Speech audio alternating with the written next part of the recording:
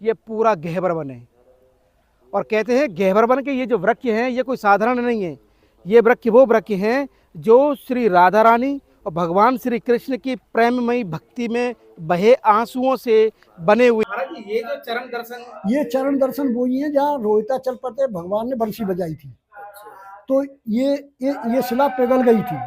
ये जो कहते हैं ना, लाडली अद्भुत नज़ारा तेरे बरसाने में, तो उसका नज़ारे का एक छोटा सा प्रतिबिंब हमको यहाँ दिखाई देता है। ये देखिए, जो गोपियां दान नहीं करती थी उनकी मटकी फोड़ते थे भगवान, और जो दान करने वाली थी वो तो मटकी रख देती थी और सबको खिलाते थे, मटकी खाली हो जाती थी और मटकी खाली को गोपी को दे देती थी। गोपी मुस्कुराती हुई घर चली जाती, कान्हा ने मेरा मक्खन खा लिया।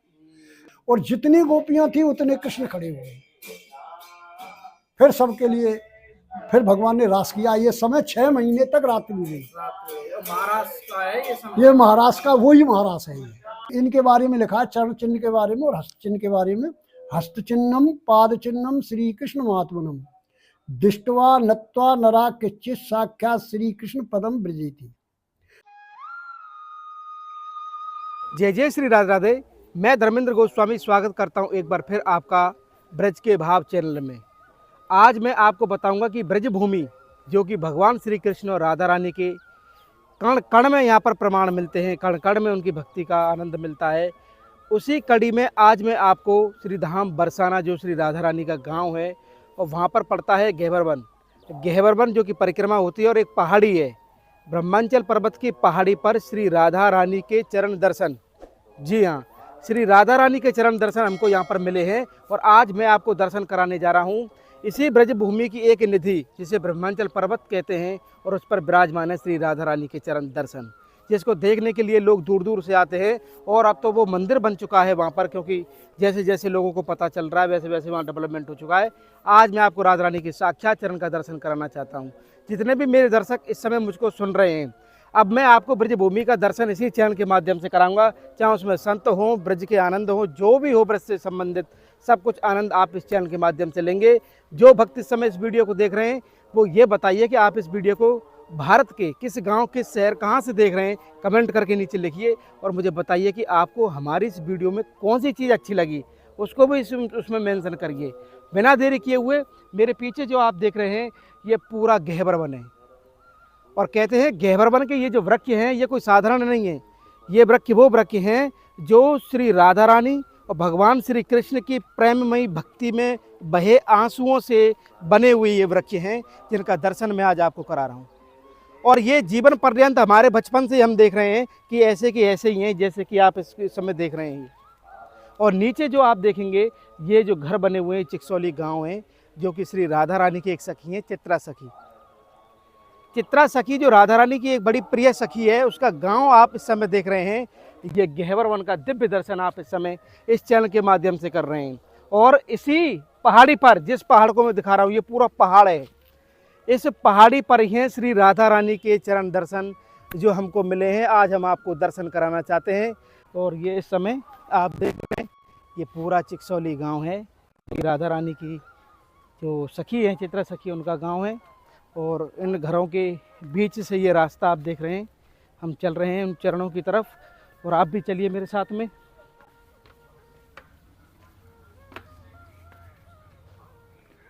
राधे श्याम महाराज जी। और अब मैं आपको जो दर्शन कराऊंगा ये आरती की यहाँ तैयारी है। और ये देखिए श्री राधा रानी के चरणों की आरती हो रही है। और यहाँ पर जो आरती का दर्शन है, आप आरती दिखाइए कैसे चरणों की यहाँ सेवा होती है हमारे श्री जी ठाकुर जी की। और ये कोई साधारण जगह नहीं है महाराज, ब्रह्मांचल पर्वत पे हम इस समय खड़े हुए हैं, जो कि साक्षात ब्रह्मा जी का स्वरूप है। और इसी पर्वत से प्रागट है श्री राधा रानी। ये जो विग्रह का दर्शन आप बरसाना में करते हैं ना, वो इसी से प्रागट है। तो उसी प्रागट्यता में ये जो चरण दर्शन है वो मैं आपको दिखा रहा था। ये देखिए हमारे श्री ठाकुर जी महाराज का दर्शन कराइए, आरती भी हो रही है।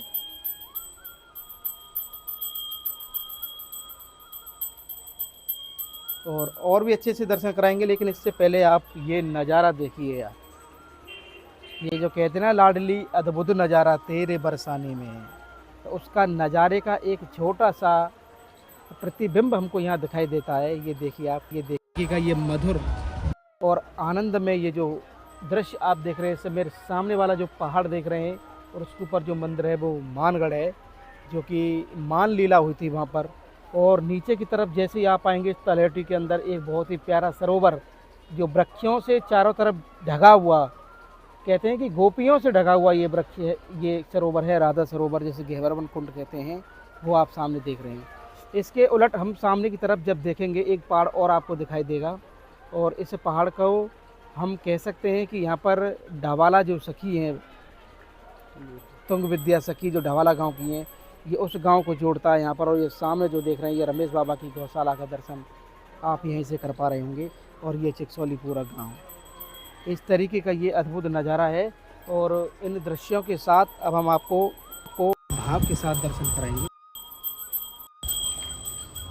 ये देखिए श्री राधा रानी। मैं सबसे पहले आपको ये प्रतिमाएं देखिए और इन सेवा के स्वरूपों को देखिए, किस तरीके से यहाँ पर सेवा करते हैं बाबा। और जैसे नीचे की तरफ आप आएंगे, ये हैं श्री राधा रानी के साक्षात चरण। जी हाँ, जिनकी चर्चा मैं आपसे कर रहा था कि ब्रह्मांचल पर्वत से प्रागट्य उस विग्रह का दर्शन हम राधा रानी के मंदिर में जो करते हैं, उस अटारी पे करते हैं, उसी का एक स्वरूप यहाँ पर देख सकते हैं आप, श्री राधा रानी के चरण दर्शन। आप इस समय साक्षात चरण दर्शन देख सकते हैं। देखिए दो चरण हैं, एक ऐसे है उलट और एक ऐसा है। और ये जो पर्वत है इसी पहाड़ का पर्वत है, जिस पर कि आप इस तरीके का अनुपम दर्शन कर रहे हैं। यहाँ पर चांदी की पायलों की यहाँ सेवा होती है, जो श्री राधा रानी के चरणों में पहनाई जाती है। आप देख सकते हैं चांदी की पायल भी वहाँ थी। जिन लोगों का भाव हो वो भी सेवा कर सकते हैं।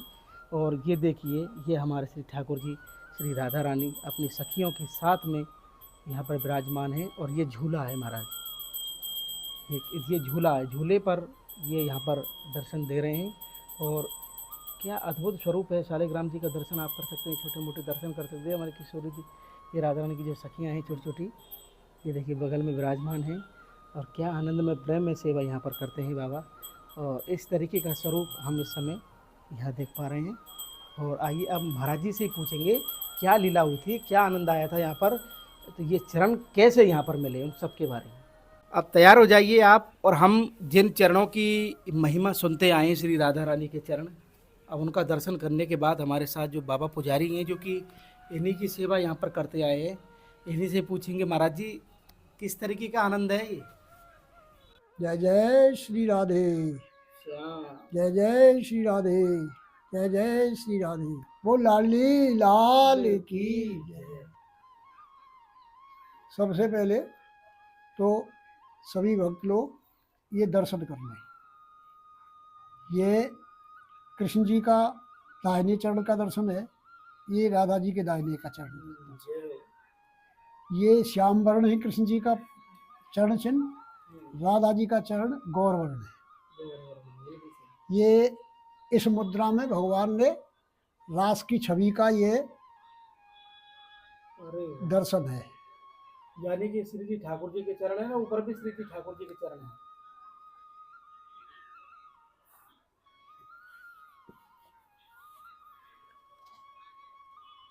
अब इनकी कथा ये है कि भगवान 5,500 वर्ष पहले यहाँ राधा कृष्ण प्रकट हुए थे, और वो साक्षात रूप में लीला करते थे।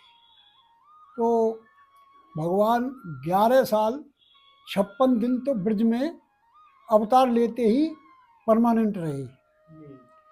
और यहाँ बहुत भगवान ने अनेक लीलाएं की, अनेक स्थानों पर, और पूरे ब्रज के 84 कोसों पे भगवान ने लीला की। कुछ लोगों को भ्रम होता है कि रात्रि में भगवान 84 कोस में कैसे जाते होंगे। तो भगवान में और हमारे में यही अंतर है, भगवान को कहीं जाना नहीं पड़ता है, न भगवान को किसी वाहन की या किसी मतलब इंस्ट्रूमेंट की जरूरत नहीं होती है। वो स्वयं दिव्य है भगवान, और उनकी लीला भी दिव्य है, और उनका चरित्र भी दिव्य है। जो उनके चरित्र से जुड़ जाता है वो स्वयं ही दिव्य हो जाता है। तो भगवान ने यहाँ 11 साल 55 दिन रहे, और ब्रज में भगवान ने ये बरसाना जो भूमि है ये प्रेम भूमि है। भगवान यहाँ राधा जी के साथ में रहे, लेकिन भगवान ने इस एरिया में बरसाना नंदगाम एक ही धाम है, और बरसाना नंदगाम में भगवान ने किसी भी राक्षस का वध नहीं किया, खाली प्रेम लीला की। और उसका प्रमाण यह है कि जब भगवान गोकुल से वृंदावन नंदगाम आ गए तो कंस ने अपने मंत्रियों को भेजा था कि जा करके वहाँ इंक्वायरी करके लाओ और मौका लग जाए तो उनका वध कर देना। लेकिन वो सीमा में प्रवेश होते ही पत्थर के हो गए थे, जो कि हमारे पूरे भारतवर्ष में कोई भी भाषा है, कोई भी प्रांत है, लेकिन उन जो पत्थर के हुए थे उनका आज भी नाम सब जगह लिया जाता है, हाउ और बिलाऊ। जब अनबोध बच्चा जब थोड़ा मतलब किसी चीज के लिए मतलब यह कि जिद करता है तो उसको यही कहते हैं हुआ आ जाएगा, तो वो हाउ बिलाऊ वही शब्द आज तक हमारे संस्कृति का जो चल माताएं डराती हैं वो वहीं से चला। वही हाउ बिलाऊ थे। जसोदा मैया कहती थी जब वो मतलब यह राक्षस पत्थर के हो गए तो कन्हैया दूर मत जाइयो हुआ आ जाएगा, तो वो आज भी नंदगाम में पत्थर के हाउ और बिलाऊ की आकृति में वहाँ रखे हुए हैं। तो ये जो सनातन धर्म है इसकी कोई मतलब सीमा नहीं है कि कब पैदा हुआ, और जब ये भी अनंत है और सनातन धर्म भी अनंत है, और भगवान की लीला भी अनंत है, भगवान भी अनंत है। और ये हम लोग तो जैसे संसारी लोगों के लिए ये मच्छर कीट बोलते हैं, हम तो ऐसे जीव हैं सब, और वो भगवान तो दिव्य है, चिन्मय है। और भगवान ने वृंदावन के आसपास रास लीलाएं की, तो वो वृंदावन को रास बोलते हैं। और कामवन जगह है यहाँ, कामवन जगह में आदि वृंदावन बोलते हैं उसे। आदि वृंदावन क्यों बोलते हैं कि जितने भी तीर्थ हैं विश्व के, वो सारे तीर्थों का निवास ब्रज के अंदर और कामवन के आसपास ज़्यादा है। चरणों की बाबा ये नहीं। और ये जो चरण हैं ये उस समय के हैं जिस समय भगवान ने महाराज किया था। तो 11 साल 55 दिन रहे तो भगवान चाहे जब रास करते थे, लेकिन भगवान जब ब्रज से मथुरा चले गए और मथुरा की लीला करके फिर द्वारका चले गए, और फिर द्वारका में भगवान ने 16,108 शादियाँ की। उसी समय पे भगवान द्वारका में थे और राधा जी ब्रज में थी, तो भगवान को 100 साल द्वारका में हो गए थे राधा जी से अलग। उस समय कुरुक्षेत्र में स्नान पड़ता है सूर्य ग्रहण का, तो सूर्य ग्रहण का स्नान में एक तिथि आती है, 3 तिथि मिलती है, तब उसका बड़ा महत्व होता है। एक तो श्राद्धी पक्ष हो, सोमवती अमावस्या हो और सूर्य ग्रहण हो, तो ये लाखों वर्ष बाद में ये नक्षत्र आता है, और उस नक्षत्र में जो जीव स्नान कर लेता है उसकी सभी मतलब इच्छाएं और भगवान का धाम तक की प्राप्ति हो जाती है। तो राधा जी को 100 साल के बाद में भगवान से मिलन कुरुक्षेत्र में हुआ था। सब पूरा परकर भगवान का गया था कुरुक्षेत्र में, और यहाँ से राधा का पूरा परकर गया था। तो वहाँ पर 100 साल में राधा की कामना भगवान से मिलने की वहाँ पूरी हुई थी। और फिर जब वहाँ से भगवान लौट के आए तो 3 महीने ब्रज में रहे, और 3 महीने जब ब्रज में रहे तो भगवान की इच्छा हुई कि रास किया जाए। तो भगवान नंदगाम से जा करके यमुना के किनारे पे और रात्रि में बंसी बजाई भगवान ने, और जब बंसी बजाई तो बंसियों में जितनी भी दिव्य गोपियां थी सबको टेरा भगवान ने, और बंसी भगवान की बजाते ही ये भौतिक जो संसार था ये नॉर्मल हो गया था, समय रुक गया था। और जब समय रुक गया तो दिव्य गोपियों ने भगवान की बंसी सुनी, और बंसी के सुनते ही वो जैसी भी स्थिति में ही थी उसको ऐसे ही छोड़ के चली गई। जैसे कुछ गोपियां तो रात को भगवान को भोग बना रही थी, तो जैसे ही बंसी सुनी तो वो ना तो चूल्हे की आंच को बंद करके गई, ना कढ़ाई को उतार के गई, और ना कढ़ाई में हलवा पूड़ी जो भी भोग बना रही थी ना उसको निकाल के गई। और कृष्ण जी के पास में जंगल में यमुना के किनारे पे जहाँ भगवान बंसी बजा रहे थे कदम के नीचे, वहाँ पहुँच गई। चारों तरफ से जब गोपियाँ पहुँच गई तो कृष्ण जी ने उनसे कहा, कि रास के लिए भाव होना चाहिए। अब इन गोपियों से पूछता हूँ मैं, गोपी भाव में है या मैं में है? तो उन्होंने पूछा, गोपी हो तुम अच्छे कुल की स्त्री हो और अच्छे कुल की स्त्रियों को रात्रि के समय में अपने घर से नहीं निकलना चाहिए, और तुम इस जंगल में अकेली चली आई। अरे यहाँ जंगल है, रात्रि है, कुछ नहीं है, तुम अपने घर को चली जाओ। गोपी बोली तू बात मत बनावे, हमको तेने बंसी बजा के बुलाया है और अब कह रहा है तुम चली जाओ। तू वही तो है, परसों की कह के गया और लौट के नहीं आया, तो तूने बुलाया है हमको। तो कृष्ण जी बोले ये तो तू में पे आ गई, इनके अंदर तो अहम आ गया, इनको अभिमान हो गया। और गोपियों को अभिमान क्या हुआ कि जब समय रुक गया तो गोपियों को अभिमान हो गया कि हमसे सुंदर, हमसे गुणवान और हमसे मतलब अच्छी स्त्री इनको न द्वारका में मिली, 16,108 रानी भी हमारी जैसी नहीं है, और जितनी मथुरा में मिली कुब्जा वगैरह ये सब कोई हमारे बराबर नहीं है, हम सबसे सुंदर और गुणवान हैं। इसलिए समय को रोक करके भगवान ने हमको बुलाया, तो हम तो सबसे श्रेष्ठ हैं। तो भगवान बोला कि अब तो इनके अंदर आ गई मैं, और जब तक भाव नहीं होगा तब तक रास नहीं होगा, क्योंकि रास में तो भाव में शंकर जी भी गोपी बन गए थे, नारद जी भी गोपी बन गए थे। अब गोपियों को मैं हो गया तो गोपियों को मतलब ये अपना गोपियां भाव में शरीर नहीं रहा गोपियों का स्थूल शरीर मान लिया गोपियों ने कि हम सबसे सुंदर हैं, गुणवान हैं।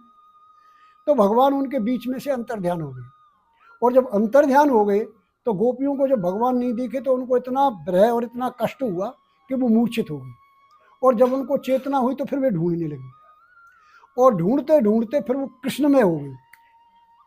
अब कहते हैं ना कि जब उनके जो आगे आ जाता उसी का आलिंगन करती, हा कृष्ण हा कृष्ण।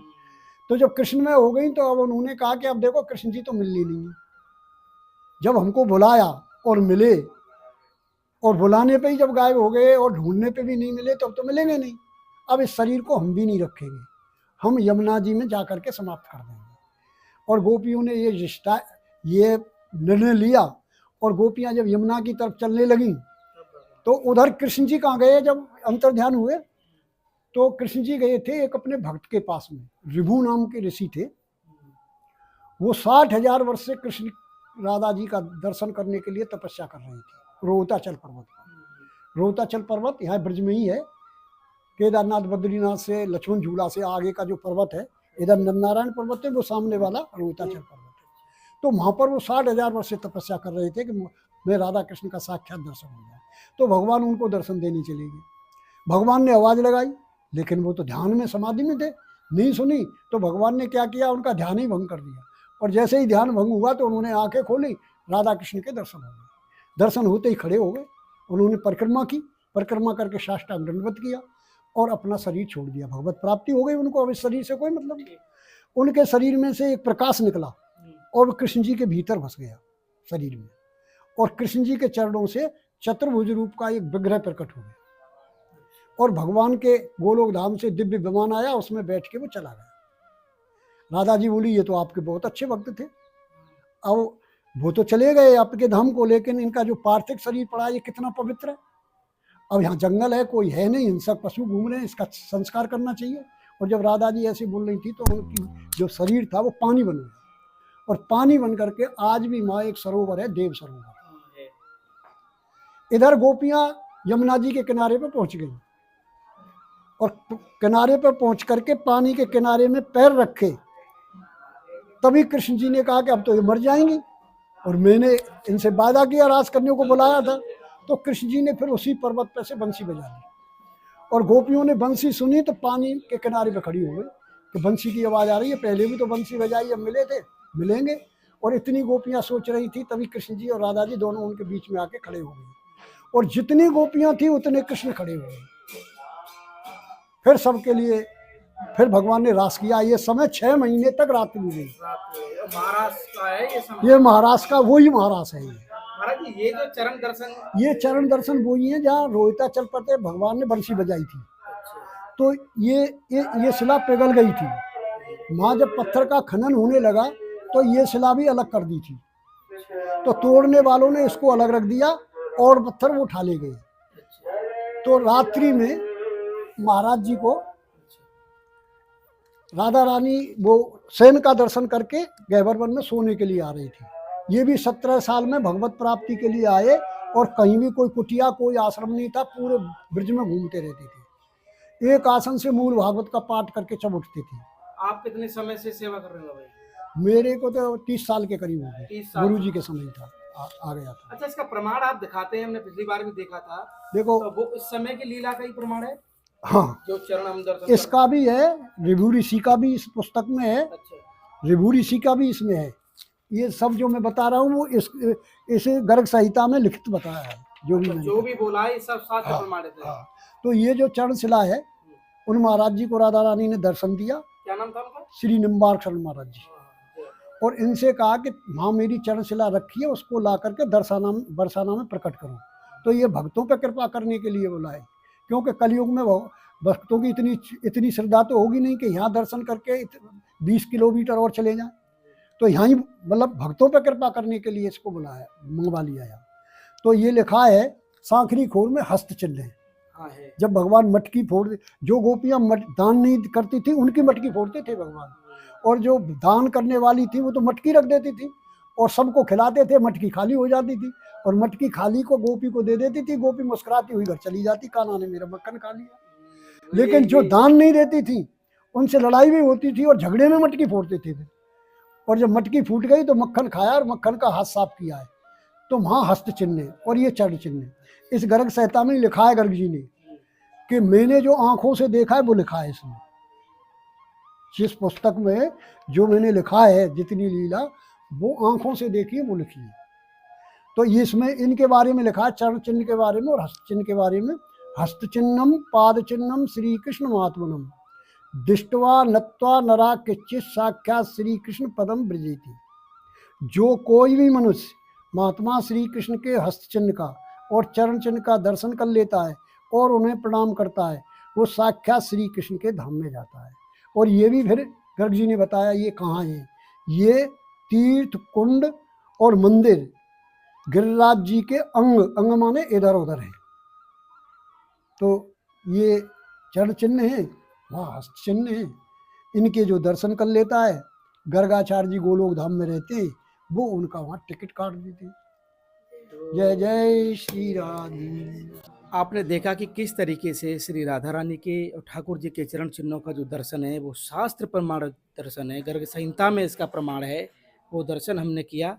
कैसा लगा आज का हमारा ये भाव, आप हमें कमेंट करके शेयर करके और इस चैनल को ज़्यादा से ज़्यादा सब्सक्राइब करके जरूर बताएं। वृंदावन धाम की ब्रजभूमि से श्री राधा रानी के गांव बरसाना से आप सभी को प्यार भरा राधे राधे।